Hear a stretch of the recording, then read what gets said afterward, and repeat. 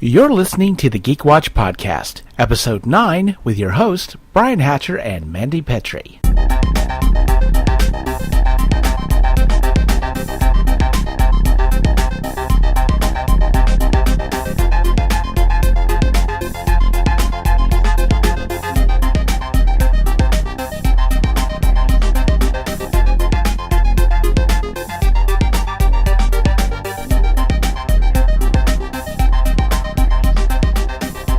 Greetings, Geek Watchers, and welcome to Episode 9 of the GeekWatch Podcast. My name is Brian Hatcher, and with me, as always, is GeekWatch's own resident geek goddess, Mandy Petrie. Hi out there. Hey, Mandy, thank you for showing up today. It amazingly enough, because how cold it is outside. So cold. It's horribly cold outside. Past 4 days has just been -2, and then get excited about it being 14 outside. Oh yeah, I think it was 11 when I came in. So this is a good day to stay in and play games. Actually. Yes. Speaking of which, how was D&D last night? Oh, it's always so much fun.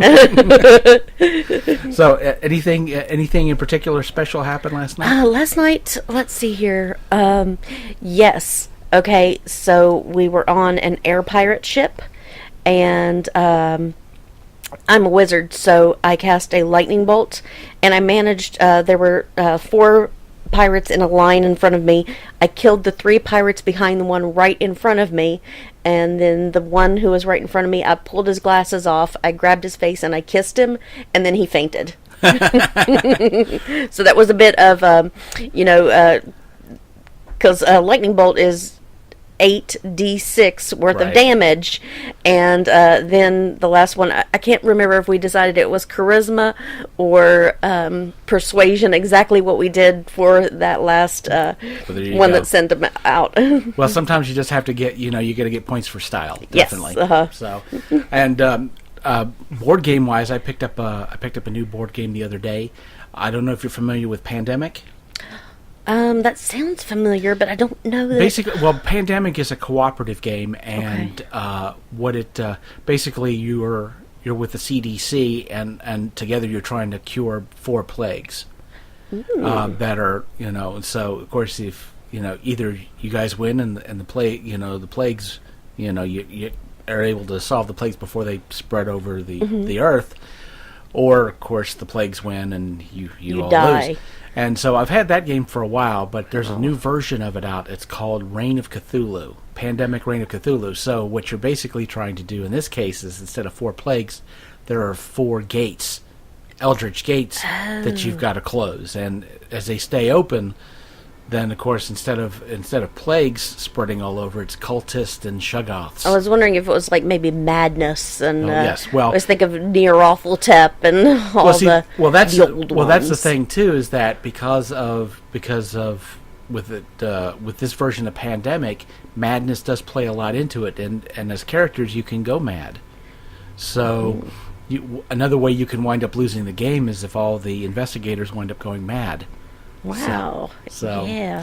So I'm thing about Lovecraft, Oh yes, absolutely. So I'm excited to get some people together to give that one a shot. Yeah, that sounds because it's neat. beautiful. It's a beautiful looking game, and I like the concept of it because again, I'm a horror geek. I can't help it. Neo-Gothic, that kind of that sounds really cool. Now, the original Pandemic, are they all pestilence, plagues, all sicknesses, or they're you've got is there famine? Is there basically it's 4 different types of plagues. You've got a virus and a bacterium, and so they're basically they're not really tied into a particular illness. They're these plagues that have popped out, that these are brand new and never been seen before. Okay.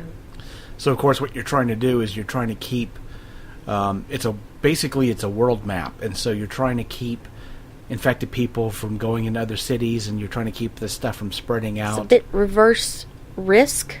In a sense, yes. Kind of, okay. Yes. All right.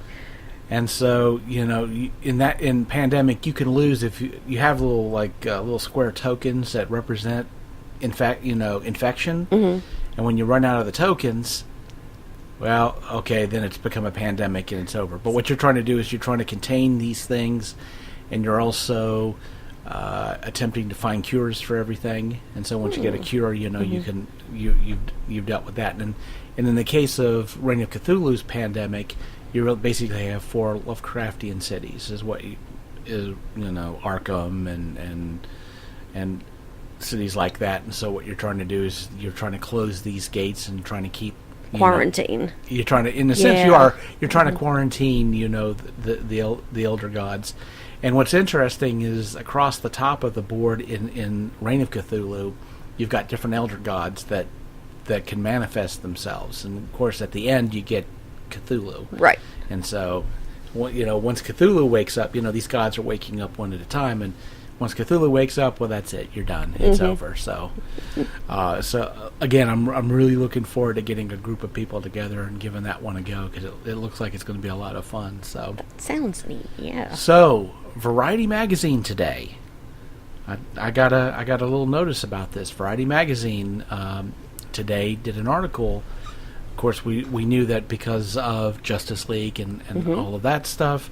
It's the fact that it didn't do as well as they wanted is that there were going to be a lot of shakeups at Warner Brothers with their DC line of movies, and we knew, of course, that Jeff Johns was probably going to be removed from the lead.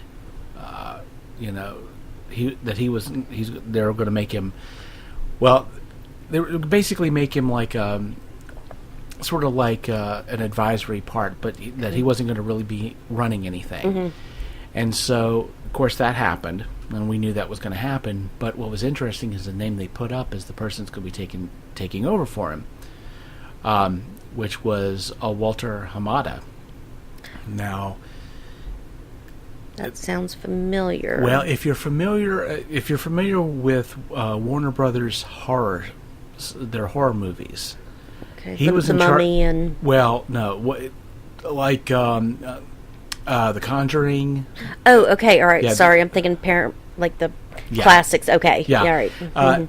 He was in charge of a lot of those, the preps for that, and for the Annabelle spinoffs, and of course, It, and all of those films, which have been doing really well for Warner Brothers. Yeah, and those really seem like this decade's, those are the horror movies we're going to be thinking of. I think of like in the 90s, it was I Know What You Did Last Summer. It was Scream. It was all those sort of teeny bopper, I guess, almost parodies of horror movies. Those are the ones that I can remember. It was before Saw came along. It was before Hostel. They were a little bit more slasher than kind of torture. Yeah, and of course these have been very successful for Warner Brothers. In fact, James Wan, who's going to be directing Aquaman, of course, he was directing horror movies before then. So he was part of the Warner Brothers system for those, as far as the horror movie side of things went. So there's this really nice connection there between Walter Hamada and James Wan, and just this idea that since he's had success in this other branch, that he might be able to bring some of that, to the DC movies, which, in my mind, I'm thinking it's possible that he may be able to, assuming that Warner Brothers, they don't micromanage him and they let him see that. That's the one thing. The horror stuff, I know there wasn't an awful lot of micromanaging going on in the DC movies. Tons and tons and tons of it. So it honestly, I think he could do a good job if they let him do a good job. And I'm wondering if that's going to... Because let's be honest, the one success they've had in recent history, Wonder Woman, was basically because they didn't micromanage it that much, because they didn't have that much faith in it. And the one thing they did want to do, thank goodness they didn't get a chance to, because it would have ruined the movie. So I'm hopefully at this point they're thinking about maybe letting him do what he does, so that that maybe they can turn this thing around. Now, of course, the question's going to be, what is he going to do at this point? Are we talking about a complete reboot? Are we starting over again? Because I mean, a lot of stuff is starting to. I mean, you've got Ben Affleck; he's leaving. You know, they've already got plans of a separate Batman universe, and so, you know, are they going to split everything back up again? Because are they going to recast everybody, which would be a shame for Wonder Woman? Absolutely, because I think Wonder Woman works really well, and do you want to throw the baby out with the bathwater, so to speak? So, but I hope they don't abandon everything, you know, and give it a little bit, you know, more chance. You know, like there will be lean years with, you know, movies that aren't as well, but they could come back from this, and I would like to see, you know, I'm still looking forward to Aquaman, and not just because of the beautiful people in it, but oh yeah, well, I think they could, you know, do well with it. Yeah, I'll say this because I know a particular listener to this program that we both know well. I'm going to go with another wrestling analogy for this whole situation. This goes back to the days of WCW versus WWF when they were competing directly against each other, and where I would say the WWF would be in the Disney slot, where of course they had been very successful for a long time. Warner Brothers sort of the WCW side of things, where they're wanting to take over, but the way that they did it was a lot of, you know, spending an awful lot of money, trying to jump ahead, trying to basically spending money to bring in talent from the WWF, pull that talent in, which didn't do quite as well. Joss Whedon. Although, let me just say right now, I don't blame, unlike Warner Brothers, I do not lay the entire blame of the issue with Justice League on Joss Whedon. Again, the whole movie was kind of like a really bad game of Jenga. You're sitting here trying to figure out what you pull out of it without the whole thing collapsing on you. And so it was not a very enviable position for him to be in, to try to have to fix this film. And I think some of the stuff that he did, I think we're in the right direction. But again, you get burned enough. You know, people just were like, we've had enough. And again, you know, Warner Brothers did not take the time to develop their world like Marvel Studios did. And maybe with these, like you said, these horror directors coming on board, something, again, I've noticed, you know, and with all types of movies and everything, you know, but I think it's really, really noticeable in horror film that we have these tropes that happen every so often. So, like, as I was talking about, you know, in the 90s, the trope of the horror movies and the slasher, it was a mystery story. Who was the killer? Who was this? Who's doing it? And, you know, there are secret notes and there are messages and there are phone calls. So now there's with these the Conjurings and these sort of horror movies along these lines, there's more story, a little bit more reaching back a little further, and, you know, it's still more supernatural. The big thing in the 90s, it was never supernatural. It was always, you know, a broody teenager. It was always, you know, a vengeful parent. There was always that human side of it, I guess. And so now we're not afraid to go with the supernatural anymore. You know, the Ouija board is moving by itself, and the doll is coming after you, and so to make it believable, to make a doll that's scary, you give her all this, you know, all this history, and you give her, you know, all these stories and all these things that have happened, and you build up. So maybe this will help with these bigger movies. Let's look at the big picture. Let's take a step back and look at everything that's going on. Well, I mean, it's definitely about character and learning how to develop character. And I think, again, you know, Warner Brothers, their horror movies certainly get that side of things right. And hopefully,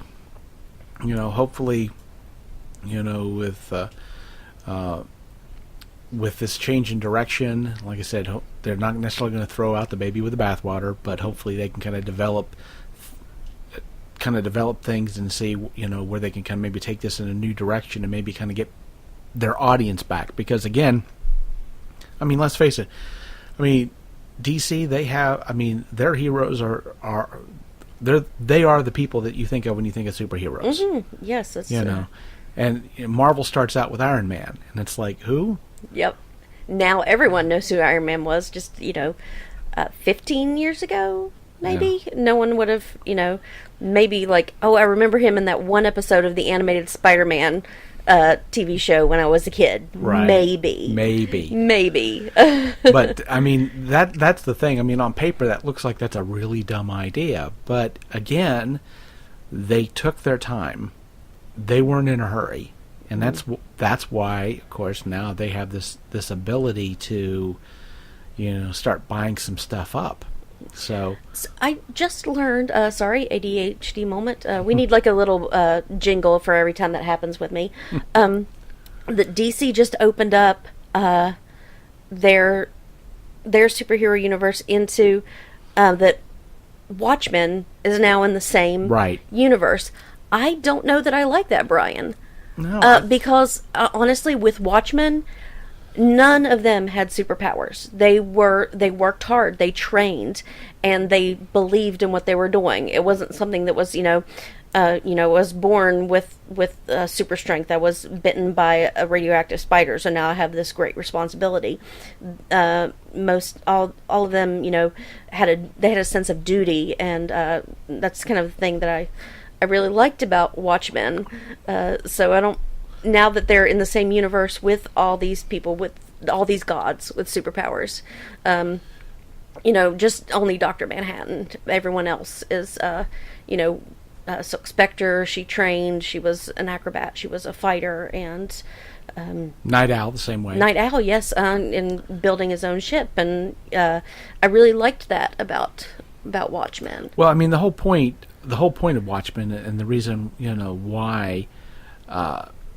The whole point of the series of comic books was it was sort of a commentary on DC, and that whole issue with the squeaky clean hero is compared. And I mean, there were other comics that kind of riffed on that same thing, like Martial Law.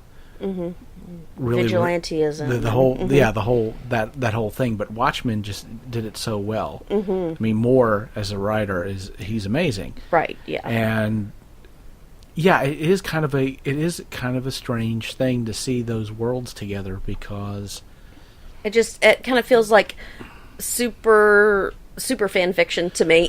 Well, the other thing too, yes, we want Dr. Manhattan to meet Superman. That'd be really cool. But they don't belong in the same universe. And the other thing too is that now that DC, they've tried to make it more like Watchmen. Why do you need Watchmen? Right. Yeah. And I mean, I'll be honest with you. I always said that Man of Steel and Batman v Superman, which is basically Zack Snyder's remaking Watchmen with new characters. Mm-hmm. He did well with Watchmen, and so what's he do? He's basically made DC a Watchmen hairband. So in a sense, Watchmen in the movies may have wound up ruining DC. And so I think in the comics it's going to be. I'm a whole big wait and see thing, but to be honest, right now, and this is the same for Marvel and DC. People are not getting their comics in comics. They're getting them in the movies. Mm-hmm. I mean, when millions of people watch Batman, they watch Nolan's Batman. Mm-hmm. 12,000 people total would buy any single issue of a Batman comic book 2 years ago. It's like 12,000. It may not even be that much now. Mm-hmm. And Marvel's having the same problems with their comics. I mean, they're constantly coming up with all these different series to try to really kind of prompt people into reading the comics. The problem Marvel definitely is running into is that you have to follow a storyline in one of these arcs. You have to buy every single comic every single property, and most people don't want to do that or can afford to do that. No way. I mean, even if you wait and then get an omnibus of it, at the end of a series, it's still they can be like $30 and right. So, yeah. Well, and the thing is, a lot of places, I mean, except for maybe comic book shops, a lot of places don't sell comic books anymore. And just bookstores like Books A Million and that may be it. Books Books Borders A Million even exist anymore? Well, Borders doesn't exist. I didn't think so. And Books A Million, they only sell old copies. They don't sell the new stuff. Mm-hmm. And here's the reason why. Not because they're saying, we're not gonna do this. Marvel pulled them. They could pull their comic books out, and I'm wondering why they did that. Because you need as many markets as you can get. Mm-hmm. Comic book shops are so rare. Yeah. Yeah, I don't know that I've ever seen one. I mean, I've seen a gaming shop that had comics in it, and then comics at a bookstore. I can't remember that I've ever seen a real there are shop. comic book shops around. Mm-hmm. They are definitely hard to find, and they're definitely a niche market, and you would have to look to find them. Mm-hmm. You would definitely have to know about them. But they're all hurting. They're hurting right now because it's, again, the comic book market's really difficult right now. It's very it's more open now for independent comics than it has been, because there have been a couple of companies that have opened up. But usually what happens, like in an Image, it gets bought out by a bigger company, and then suddenly, it's back to way things are. And I have friends who write for the big two comics. And I'm not going to say them by name, but they've not been very well pleased about how their situations have been, because you're basically work for hire. You're basically freelance, I guess. Yeah, I mean, when you're playing in somebody else's sandbox, you don't get to bring any sand home. Mm-hmm. So it's like you're only allowed to do so much in that sandbox, and you can only go so far with a story. You have to play within their round, and of course anything that you write you have absolutely no ownership of. Heaven forbid you should create like a unique character.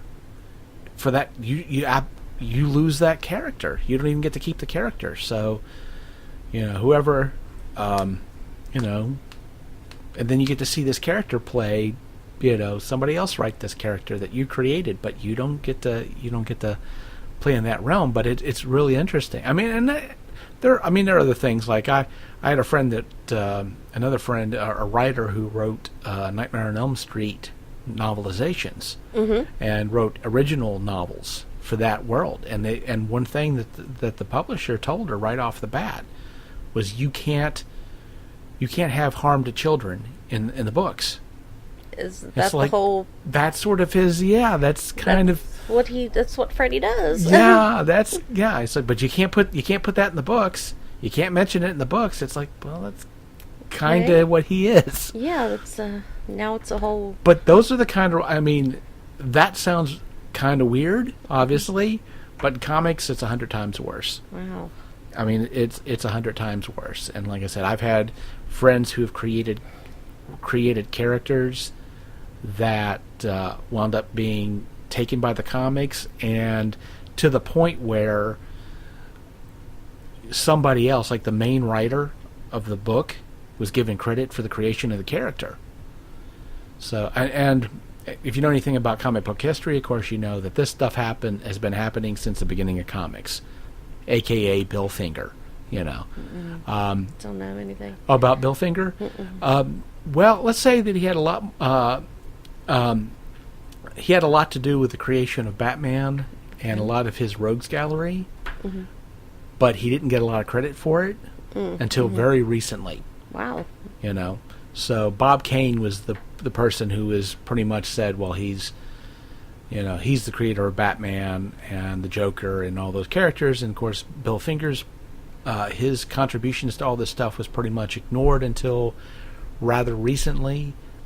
In Batman v Superman, when they mentioned Batman, the character was created by Bob Kane and Bill Finger. So he finally started getting some credit. But that kind of stuff happens in comic books all the time, which is a shame. But that's sort of the monster that you have to deal with. But again, it's like the comics aren't really at this point where where people are getting their comics from. They're basically going to the movies and watching their comics. Yeah. And turning on Netflix. Oh, did you? I'm sorry. They're gonna have to make we got to do another ADHD moment. Did you see that Apple's planning on buying Netflix? No, that's completely new to me. Yeah, I saw an article on that, which that will be interesting, because the thing about it is there are a lot of companies that have been pulling out of Netflix, because they want to do their own streaming services. Right.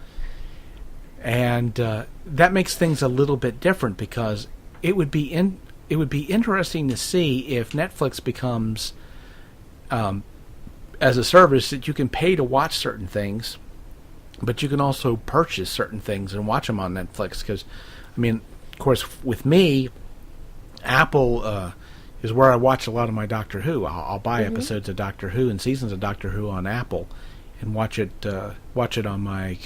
I have big screen attached to my computer, so my big plasma, so I can watch it. I watch it that way, because I get BBC America, but I hate commercials. Yeah. So I don't mind waiting. Instead of watching it Saturday night on BBC America, watching it Sunday morning on on my computer, because Doctor Who's my church, of course. And so getting to watch it that way, I just find it a lot, I find it preferable to do it that way. So it'll be interesting to see if they combine Apple with iTunes and with and you get that kind of a combination, because then that opens up a lot of other things. Because does that mean that you're going to be able to watch podcasts, listen to podcasts on Netflix? Huh. Which, of course, makes things interesting for you and I. Oh, yeah. Because then because of course, with us... They'll have to start animating us, just like, the Ricky Gervais podcast. They'll have to hire an animator. That would be our job, I think, at that point. But yeah, that could certainly open things up. It'll be interesting to see what happens. But again, we're living in this world where there's a lot of big properties out there, and there's a lot of moving and shaking going on, trying to figure out the best way to make the most money out of it. Definitely. And some people more successful than others, obviously. But yeah, it's going to be interesting to follow the whole Apple Netflix thing and see where that goes, because I can see where a lot of things could develop in that. So, but and the thing too with, I was trying to think, I think somebody was looking at purchasing Hulu, and I'm not sure how that's going to go, but a lot of these streaming services now that cable, a lot of people have basically cut the cord when it comes to cable. There's a lot of options now, and it'll again, I always love to see options, and people to have a choice. But usually when the corporations fight it out, sooner or later it's like all restaurants become Taco Bell. So what was that movie where everything was Taco Bell? Oh, Demolition Man. Was it Demolition Man? Oh, yes. Yeah. Okay. All right. I remember that, but I don't quite. Yeah, I couldn't quite remember if that was the movie or not. Oh yeah. So that. When they would say back in the 20th. Of course, now that we're in the 21st century, we never say that. No, we don't. What movies get right and what movies get wrong. Yeah. Well, one thing I can definitely say that the movie got wrong, and thank goodness, was the 3 seashells. Yeah. Yeah, I don't know. Don't know. Still don't. Yeah. I don't know how they. I don't know how they work. I don't want to know how they work. I don't really care how they work. So that's pretty much. Like I said, it's going to be interesting to see what happens with the shakeup at DC, and I know there's going to be more news coming out for that, and course, we are just weeks away from Black Panther. Yes. Mm-hmm. I'm really looking forward to that. Yeah, that looks like it's going to be amazing. Just some great, just the visuals of it and everything. I'm like, and all the beautiful people in it. Oh yeah. I guess I'm sure the story's great. But oh yeah, the story. Well, the story looks like it's going to be pretty awesome. And then, of course, after that, we'll get. There's going to be a bunch of comic book movies, but on the Marvel side of things, of course, then we get Infinity War, which is Marvel's everything bagel. Yeah. Because who's in it? Everybody. Mm-hmm. It's like, wow. I wonder how long it's going to be, because that's going to be a lot. That's a lot of a lot. And yeah, that's like I said. It's going to be just like I'm afraid it's going to turn out to be a big Hieronymus Bosch painting, and there's just so much to take in that well, be better? You're going to watch it more than once, right? Oh, of course, yeah. Yeah, exactly. So you'll get all of that, and right. I just have a feeling it's not going to. The ending is going to be kind of depressing. Probably everybody dies at the end because they'll want to kind of keep you waiting to find out what happens next. So, nobody lives but Deadpool. Deadpool will be it. He'll be walking along all the dead bodies, going, "Man, I've been here for 5 minutes and he just killed everybody." Everyone's dead. I said, I don't. It's like how much was in my contract? How much money did they need to save for me? It's like, because my checks didn't seem that big. So, but again, it's paid in checks. Who's paid in checks? It's paid in checks. There you go. Well, some people still get paid in checks. Yeah. I got a royalty check yesterday from a couple of books. Freaking awesome. Yeah. So we still get checks. Mm-hmm. It still happens. So, well, I figured that should about do it for this week. We got a lot of other subjects that we're going to be covering over the next few weeks and months, because there's going to be a lot to talk about, definitely. Yes. And we'll definitely need to find out what happened to your character after next week's gaming. So yes, I know we're getting ready to. There is a dragon underground, and the only way to kill the dragon is with natural sunlight. Okay, so was it a vampire dragon? It's a shadow dragon. Okay, shadow dragon from a dragon from the Shadow Vale wants to get back to the Shadow Vale.